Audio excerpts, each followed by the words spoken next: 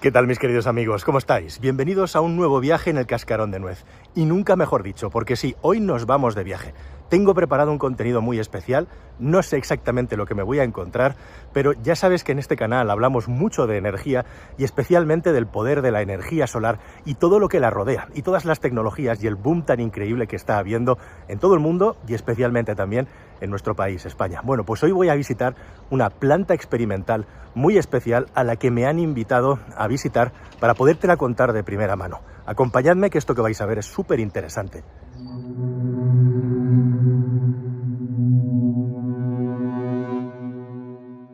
Nos dirigimos a la Sierra Brava, en el corazón de Extremadura, y según vamos surcando la campiña extremeña, que está en plena eclosión y es una gozada contemplar desde el coche, me voy planteando cuál es el sentido de montar una planta solar sobre el agua, en este caso experimental. Bueno, teóricamente sobre el agua las placas se refrigeran mejor y por eso tendrían que dar más rendimiento, además de que están en un sitio donde les da la máxima insolación por no tener nada alrededor. Se aprovecha mejor la superficie y de paso, además, el hecho de tener las placas sobre el agua hace que no se evapore, que no se pierda tanta agua en el pantano o que en épocas de sequía no proliferen algas que quitan la vida. Eso, la coexistencia con la fauna, cómo de complicado es de montarla y si realmente merece la pena, lo vamos a desvelar a lo largo de este vídeo. Bueno, uno de los grandes retos de trabajar en esta superficie justamente es poderte mover por ella, y verdaderamente es un prodigio de la ingeniería que parte de algo muy sencillo. La ingeniería ya existe y es la de los puertos deportivos. Estamos andando por un pantalán y hay dos partes básicamente diferenciadas dentro de esta instalación. Una en la que sobre esa base de puerto deportivo de pantalán con acero rayado y pulido, como puedes ver en el suelo, te vas moviendo, y sobre el que se colocan estructuras de plantas solares convencionales porque es necesario para esa tecnología. Y luego hay una parte bis, todavía más curiosa e interesante, que es directamente la que tiene las placas adheridas a flotadores sobre los que también se puede caminar porque las labores de mantenimiento se tienen que seguir realizando. Hoy vamos a caminar por los dos sitios y vamos a ver exactamente cuáles son las características y diferencias de cada una de las instalaciones. Hay que ver que la fotovoltaica pues al final necesita una extensión, ocupa una extensión de terreno, y aquí lo que conseguimos es ese beneficio extra de estar ocupando un área que no está siendo utilizada. A mis espaldas el módulo 1. Tiene la característica, como puedes ver, clarísima, que salta a la vista, de que las placas solares están puestas a 90 grados. Son bifaciales igualmente, y se montaron hace ya 4 años, cuando prácticamente nadie hablaba de la tecnología bifacial. Y es muy interesante lo que representan, porque nos estaban explicando que la curva de consumo de electricidad en un día estándar tiene una gráfica en la que podemos observar como una especie de 2 jorobas de un dromedario, mientras que la producción convencional de electricidad con una placa solar es una sola joroba con un pico a mitad del día para luego descender. Justamente esas placas, la característica que tienen con esa posición es que captan muy bien la luz solar al inicio del día e igualmente también al final del día, precisamente por ser bifaciales y estar orientadas directamente hacia los primeros rayos que inciden de la luz. Con esto lo que buscan es simular justamente las condiciones del consumo de la electricidad en el mercado, forzándolo, y no seguir cuáles son los principios de maximizar el rendimiento de las placas solares o llegar a ese estándar que es como se colocan con una angulación más o menos en todos los sitios. Ahora que está tan de moda el tema de las hibridaciones, de conjugar las instalaciones eólicas con fotovoltaica por sus curvas, ¿no?, de potencia, en el caso de las hidroeléctricas muchas de ellas tienen restringidos sus vertidos. Este tipo de instalaciones puede ser un plus que tenga esa instalación eléctrica, esa planta hidroeléctrica, para en aquellos meses donde puedas no tener la capacidad de agua como para estar vertiendo, o que por restricciones de la zona en la que estés te impidan verter, pues tienes aquí la fotovoltaica que puede optimizar la infraestructura de evacuación ya existente. En esta zona se han instalado placas solares de una manera muy parecida como se harían en tierra, pero con distintas angulaciones, 30, 35 grados, 45 grados, siempre con módulos bifaciales e incluso experimentando con el reflejo del agua, con el reflejo de distintos tipos de lonas para ver si se conseguía algún tipo de ganancia. Esto es una planta de experimentación. Detrás mío hay unos sensores que miden cuáles son los movimientos de la propia planta, cuál es su inclinación, e igualmente todo está absolutamente monitorizado, desde la altura de las olas, si es que las hay, el viento, la temperatura, la humedad, la temperatura del agua, en definitiva, una monitorización absoluta del funcionamiento de la planta y también del entorno para hacerlo completamente amigable con el medio ambiente. De hecho, las placas solares solamente se pueden lavar con agua convencional y cuando toca, restringiendo al máximo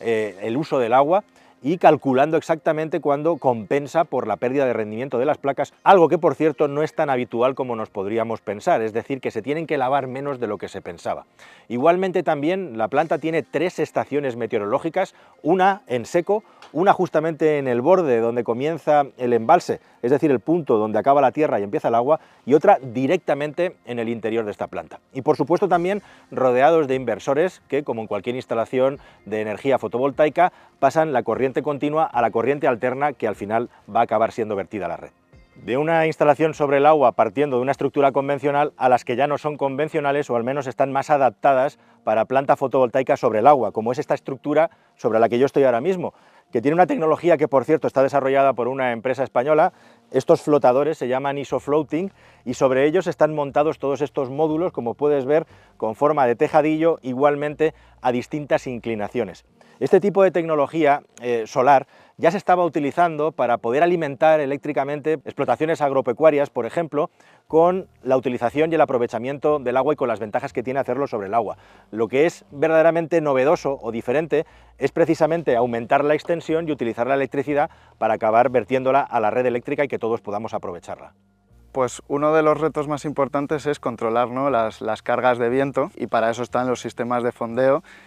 Y es cierto que hay unos módulos que al estar posicionados en ciertas orientaciones, ¿no?, sí tienen una mayor carga de viento, una mayor necesidad, ¿no?, de sujetarlos, por lo tanto esos son los que más retos podrían tener en este tipo de instalaciones. A una planta solar fotovoltaica convencional le afecta el viento y la climatología, básicamente. Aquí esa climatología además afecta de otra manera, porque tenemos agua y eso provoca también movimientos, mucho movimiento y directamente olas que pueden afectar al funcionamiento. Todo está aquí diseñado y apuntalado para que se pueda mantener de una manera en la que no va a haber ningún tipo de problema con fenómenos climatológicos extremos, pero al mismo tiempo con la suficiente flexibilidad como para que pueda seguir funcionando, porque piénsalo, estamos dentro de un pantano y un pantano es dinámico, tiene unos niveles de agua más o menos altos en función de la lluvia, en función del momento del año en el que estemos, y además tiene que lidiar con fenómenos meteorológicos extremos como por ejemplo la sequía o la lluvia fuerte, y justo en España ha habido una sequía tremenda en los últimos tiempos. Me comentaban que los anclajes que hay de distintos tipos, pero tienen una capacidad del 80% para hacerse más o menos pequeños, para estirarse o encogerse, e incluso una cosa que nadie esperaba es que este pantano directamente se quedara seco prácticamente, con lo cual el nivel de la planta solar flotante en algunos puntos, en algunos tramos, llegó a tocar tierra, llegó a tocar suelo, algo que nadie había podido imaginar, pero sí estaba suficientemente previsto y preparado como para que no acabara afectando a la planta y que haya podido seguir funcionando hasta llegar al punto en el que estamos ahora, justo en el contrario, en el que el embalse está absolutamente a rebosar de agua. Cuando cogimos este reto de una instalación totalmente nueva, siempre entraban esas dudas de, bueno, vamos a ver qué nos podemos encontrar, ¿no? Estamos acostumbrados a operar grandes instalaciones y ha sido grata la sorpresa que es una instalación totalmente fiable en el que los preventivos se pueden asemejar en gran medida a lo que es una instalación terrestre. Y llegamos a la última que se ha instalado, no sé si le puedo llamar la joya de la corona, porque se enfaden las demás que son igual de importantes, pero sí la más innovadora o rompedora. No os asustéis con lo que voy a hacer, que a pesar de mi tonelaje, esto con un poco de cuidado, con un poco de precaución, podemos hacerlo porque una de las cosas características de estas placas es que tienen un revestimiento especial de cristal que hace que sean practicables, algo que es necesario precisamente para que los operadores de mantenimiento en un momento dado puedan acceder a cualquiera de ellas. Bueno, estoy encima de una piscinita de un flotador gigante, como puedes ver, que se construye alrededor de una estructura metálica sobre la que se crea esta lona, este flotador. Toda esta tecnología viene directamente de las piscifactorías, está sacada de la acuicultura y ahora se le ha dado una segunda vida o aplicación en el mundo de la energía solar. Lo interesante de este lugar, precisamente, como ves, es que las placas son un poco más grandes y están muy juntas, y por lo tanto hay más densidad de placas y por lo tanto más densidad potencial de generación. Colocadas a 0 grados es como se pueden apilar más. según el lugar, la latitud en la que estés haciendo una instalación como esta, tendrás más o menos electricidad. En la zona ecuatorial, a 0 grados, es donde se supone que la incidencia del sol hace que rindan más, pero el fabricante de esta tecnología promete un aumento del rendimiento de hasta el 10%. En este lugar, además, las placas directamente por debajo están en contacto prácticamente con el agua, con lo cual la refrigeración se supone que es mayor. Y en definitiva, esta tecnología, esta instalación es tremendamente prometedora, pero también tiene retos importantes. Es muy curioso, por ejemplo, como por el hecho de estar a 0 grados, el hecho de que haya movimientos, vaivenes, no es tan importante porque no afecta a la generación de la electricidad. Pero hay un problema, que es que si llueve o llueve mucho, justamente como esto es una balsita, se puede inundar, con lo cual alrededor, además de los anclajes necesarios para mantenerla en su lugar, lo que hay son también unas bombas de achique que directamente van a extraer el agua del interior para mantenerlo seco, o al menos que no se llene tanto de agua que afecte al rendimiento o que pueda provocar algún tipo de avería. Aquí hay instaladas 770 placas en 50 metros de diámetro y, como digo, es el lugar más tupido y verdaderamente resulta muy chocante y sorprendente no solamente poder andar por encima del agua, sino directamente por encima de una placa como estoy yo ahora mismo. Una de las cosas que más me ha llamado la atención, al margen de toda la tecnología que hay metida ahí dentro, es el hecho de que esta es una planta experimental, pero que se controla completamente en remoto desde un centro de control que está a mucha distancia de aquí. Hay unas potentes cámaras con zoom que son capaces de monitorizar visualmente todo lo que ocurre en el lugar, igualmente y además con todos los sistemas de medición que tienen en el interior, con los que van recabando y captando datos no solamente de producción, sino de todo lo que pasa en este entorno natural, como os he estado comentando, pero también son capaces de monitorizar todas las aves y la fauna que habita este lugar, que es mucha, e incluso están en coordinación con las instituciones locales para poder saber exactamente cuáles son esos animales que pueblan este lugar, un lugar que además está tremendamente protegido en ese sentido y en el que es una obligación precisamente para poder llevar a cabo esta actividad que se haga en total armonía con el entorno que tenemos aquí.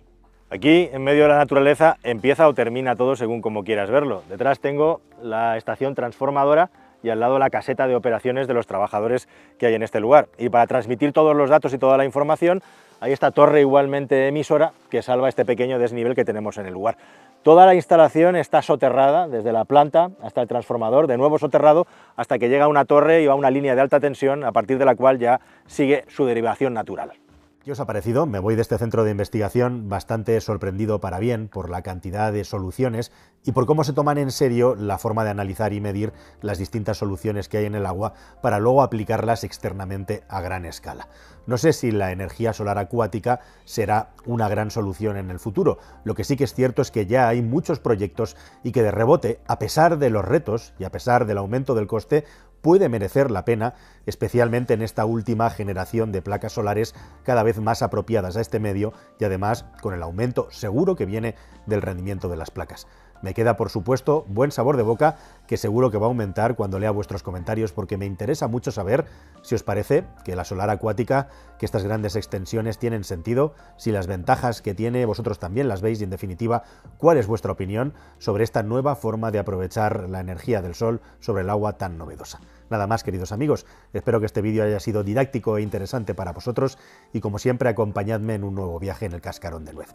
Gracias siempre por estar ahí, familia. Hasta el siguiente, adiós.